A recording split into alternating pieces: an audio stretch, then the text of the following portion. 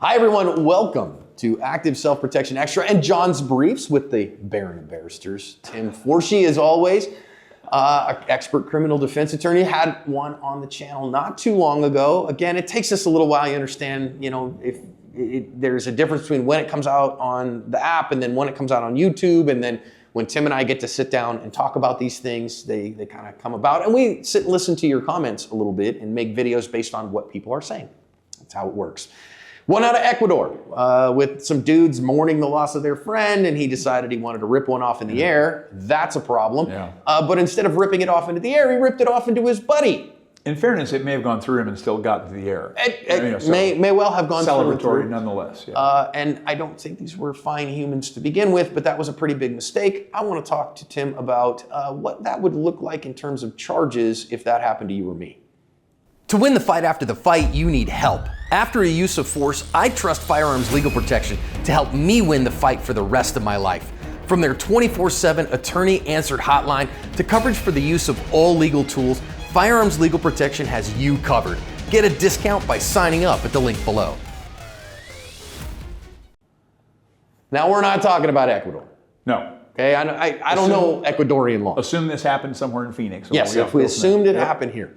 First of all, let's talk about the mourning gunfire. Gunfire of mourning. There you go. Okay, so that's apparently a thing in Ecuador that they, I've seen it, you see it in Arab cultures for both. Arab cultures? Yeah, for celebration. Celebratory for weddings and holidays and stuff. Yeah.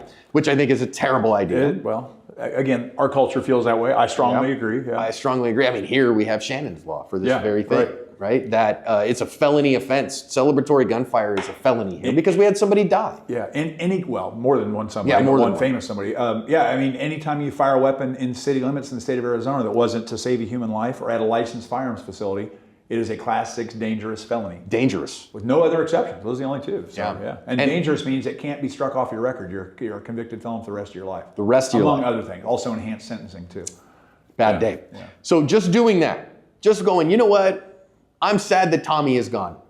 And so I'm just gonna, desk pop and light one off for my homie. Not allowed. And I get it. I have friends, and I've said this before, that when I die, I want to be cremated, and I want my ashes to be mixed in with gunpowder, and I want 1,000 rounds of ammunition loaded up for all my buddies to go shoot a match. There you go. So probably not that much different, I suppose, in a weird way, right? So I understand you're honoring your friend. Maybe we make a match, or we all go out and we mag dump for 10. There we go. Right? We go.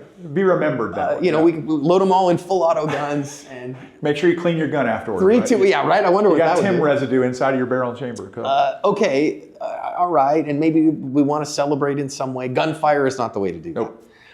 But I can see, and we see these all the time, man. I think in the ASP Dry Fire group, so we have around 5,000 people in the ASP Dry Fire group. Great. And that's a great number. People doing their dry practice in there. Neil is who runs that group on a regular, everyday basis and really oversees that group. I do the fitness group. Neil does the dry fire group. I think we're up to 36 people who have messaged Neil with negligent discharges. Wow. And that's a significant percentage, guys, in case you're not doing the math on that, right? Yeah. And that's over the last 5 years. Yeah. So an average of 5 or 6 a year. Maybe 7 a year that we hear about every couple months, somebody doing that. One happened here in Arizona, just the negligent discharge, but she was in an RV here in Arizona. And so the round exited her RV, exited the property where she was at, impacted another RV, didn't hurt anybody. And she got charged with felony reckless. You bet. Well, she was charged with probably at least 3 felonies, I would imagine.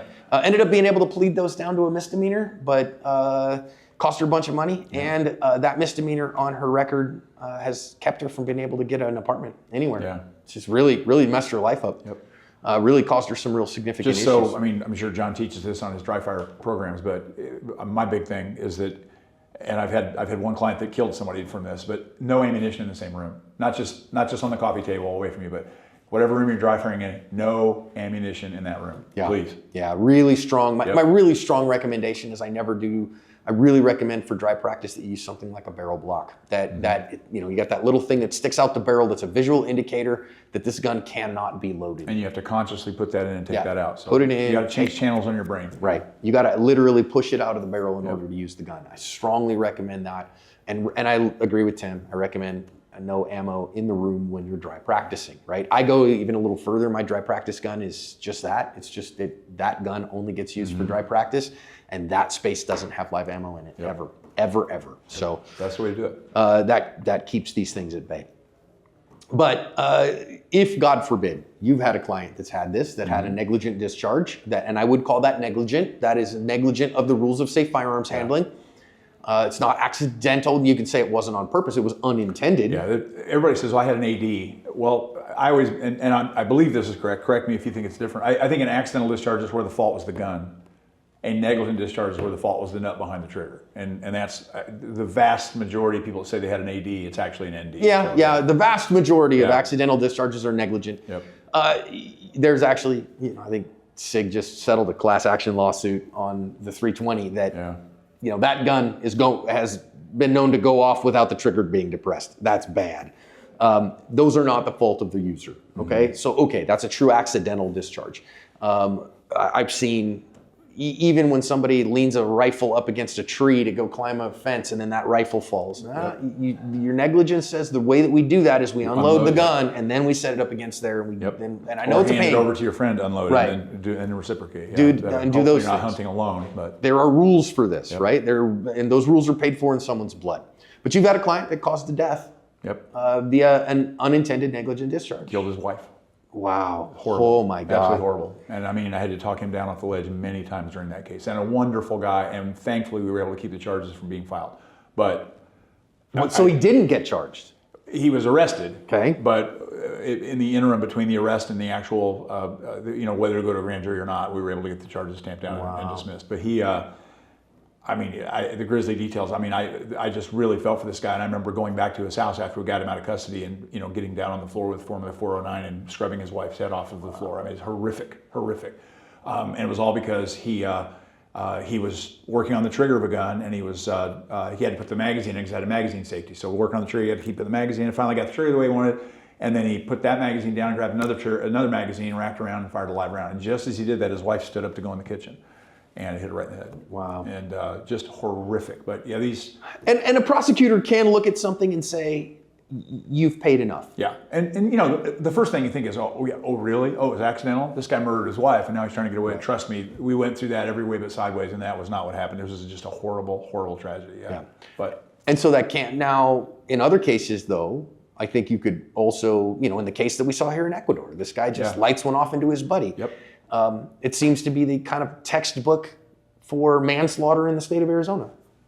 Manslaughter or negligent homicide. Negligent homicide. It would depend on a lot. There'd be some ancillary issues I'd want to know about before I would charge. It would be one of those two for sure. It wouldn't be murder. Although we're seeing more and more. We're seeing cases like this charged as murder if there's any political motivation for it. So Arizona's weird on this. Like in a lot of places, in most states, in fact, you have involuntary manslaughter. I didn't do anything of my own intention. But it was reckless or negligent and led to the death of somebody. Voluntary manslaughter is I did something purposefully that I didn't intend somebody to die for, but it was reckless and negligent and caused death. Arizona doesn't have that distinction. We have manslaughter, which most places would call voluntary manslaughter, and then we call involuntary manslaughter negligent homicide. Yeah. We have negligent homicide, which I was now called the Alec Baldwin case. Yes. And then we have what I would call reckless homicide, but what Arizona calls manslaughter. And then we have second degree murder. Where you killed somebody intentionally, but without any malice or reflection or malice. And then of course first degree is where it was malicious and you did plan it out and you still intended to kill somebody. So we have those four choices. So here it's an issue between, is it manslaughter, is it reckless, or is it merely negligent? Yeah, I think that the mere fact of firing a gunshot off in public, unless that's allowed by law in Ecuador, but it's not in Arizona, that in and of itself is reckless, and if it's reckless, then that makes it manslaughter. Then that makes it manslaughter, not negligent homicide. And the presumptive sentence for manslaughter? It's a range in Arizona with no priors. That's a dangerous Class 2 felony. It ranges from 7 to 21 years. Class 2? Class 2. So if this guy that's is the high ones. Yeah, that's second from the top. Second, you got the silver medal. You got a silver medal. But this guy, I just don't know which direction that would be charged. If he had a bunch of priors, he's definitely looking at probably 30 years, right? Because now the priors come into effect as well. But with no priors, is he a known gang member? Was he drunk? Was he on methamphetamine? The fact that he fled the scene wouldn't impress me too much if I was the prosecutor. So I would say this guy's probably leaning towards the right. Yeah. Yes. In the upper end of that. So listen. be very cautious Yep. with. So celebratory gunfire is a no. It's a no. And It's a stupid. no. Celebrate some other way. Okay, find another way to celebrate. Or even if you go, hey, we want to celebrate or mourn, and we want that with gunfire. Do it at the range. Do it with eyes and ears do on. a 21 gun salute. Do a 21 gun salute. Yeah. With blanks, maybe even if it's a desert and you're not sure what's over that next ridge. So. Yeah, because that projectile's got to come down somewhere. And I get it. You know, when you are living in Pakistan and their gun culture is weird and different than ours. Well, and I hate to say this, but I think sometimes the way they value life is maybe different than the different way we than do. ours So, too. Yeah, for sure, no question. So we say no on that. And for goodness sakes, remember, I teach a version of the NRA's 3 rules of safe firearms handling because I think they're simple and they practice everywhere we go all the time. We always keep firearms pointed in the direction of least consequence. So if a gun's in hand, I have to be thinking about where does this bullet go right now if this gun goes off. Number 2, I always keep my finger high and at home, off the trigger, away, not just off the trigger, but high and at home until I made a decision to fire. And then I keep all firearms unloaded until they are in use. And if we do those 3, all 3 of those have to be broken for somebody to be hurt. Yep. Right? All 3 of them. Gun has to be loaded, trigger has to be pulled, and has to be pointed at somebody. I was raised on the 4 rules, Cooper's 4, and I've been to gun sight and it was beaten into my head and all that stuff. It's practically tattooed on the back of my retina. But the fact is, it's the same thing. It's They accomplish the same concept. end. We could talk about semantics, but they accomplish the same goal. And you're right. You have to violate essentially all those rules before somebody would get hurt. All right, so I'm going to leave you with this little salacious, controversial opinion. You ready? Uh-oh. So Colonel Cooper's rules, they evolved over his lifetime. Right? Correct. So he started gun sight as the American Pistol Institute in 1976. There were 3 rules then. And then he added the rule about your finger on the trigger after they had several negligent discharges at gun sight. That's not a joke. That's a matter of history. Maybe even some from Cooper himself, but let's not ask. Several from the Colonel himself. And that's a matter of history. Yeah. I believe if Colonel Cooper was still alive, and I have nothing but respect for Jeff Cooper, that his rules would continue to evolve Yeah, I think so as too. time went on. And so sometimes when we ossify someone's teaching and we say they are the pinnacle of teaching, that dishonors their memory. That's right. I've said the same. I am the student of Lawrence Robinson in martial arts, who was the student of Skip Hancock, who was the student of Ed Parker. Ed Parker opened the first martial arts school, commercial martial arts school in the United States. His art was known as American Kenpo. And I see a lot of his dudes, Ed Parker's dudes, that this is how Mr. Parker taught things, and this is what the pinnacle of things are. That dishonors his memory. If he was still alive, he would be refining and renewing his art. And for anybody that's been to gun sight in the last 15 years, I would say, certainly the last 10 years, the gun sight acknowledges that as well. And they've now... The gun sight pistol is a dot-equipped Glock. And they, the thing that used to be the criticism everybody used to criticize the gun sight because they're dinosaurs and they're still teaching 1970s dicta, and if you go with anything other than 1911, they're going to break your wrist and blah, blah, blah. Yeah, the latest gun sight pistol is a Glock 45. Glock 9mm model 45. 9mm model 45 with a dot on it. And with a dot on it. And again, I would like to think that if Jeff Cooper were still 50 years old, that he would say, you know what, that is a better tool. Let's adjust that a little bit. Exactly. Regardless. Don't shoot celebratory gunfire or mourning, mourning, gunfire in mourning into the air. Don't do that. It's like napalm in the morning, but right. But not in the Don't morning. do that. Yeah. Don't shoot your buddy.